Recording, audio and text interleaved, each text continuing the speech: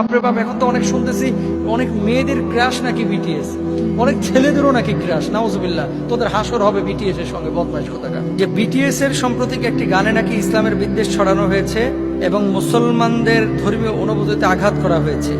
এ বিষয়ে জানতে চাচ্ছি যে বিটিএস এর গান শোনা যাবে কি না, এবং যে সমস্ত মুসলমানরা তাদের সিমটম বা চিহ্ন হাতে বিভিন্ন স্টিকার বা ট্যাটুর মাধ্যমে রাখছেন তাদের পরিণতি কি হবে। দুটো বিষয়।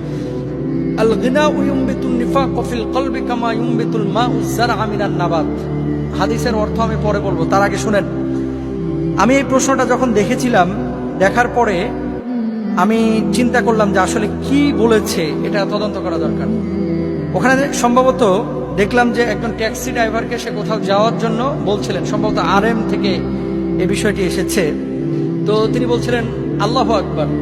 আল্লাহু আকবার শব্দ উচ্চারণ করার পরেই তিনি বললেন যে এটা তো একটা অভিশপ্ত শব্দ বা বাক্য, নাউজুবিল্লাহি মিন যালিক। আর আল্লাহু আকবার এটা তো আমাদের কলিজার বাক্য।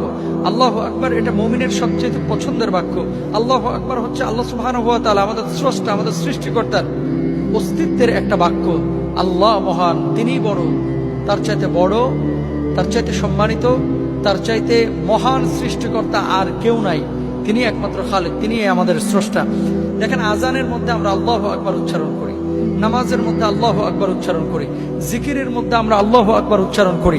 এখন এই আল্লাহু আকবরকে যদি কেউ অভিশপ্ত বাক্য বা শব্দ বলে থাকে, আল্লাহর কসম করে বলি, কোন মুসলমানের বাচ্চা তাদের গান শুনতে পারে না, কোন মুসলমানের বাচ্চা তাদেরকে আইডল হিসাবে মানতে পারে না।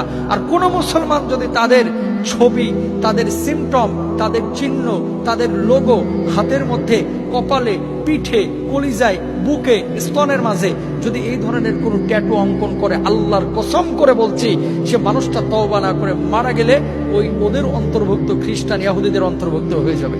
কারণ কি? এটা রাসূল সাল্লাল্লাহু আলাইহি ওয়াসাল্লামের নিষেধাজ্ঞা আছে।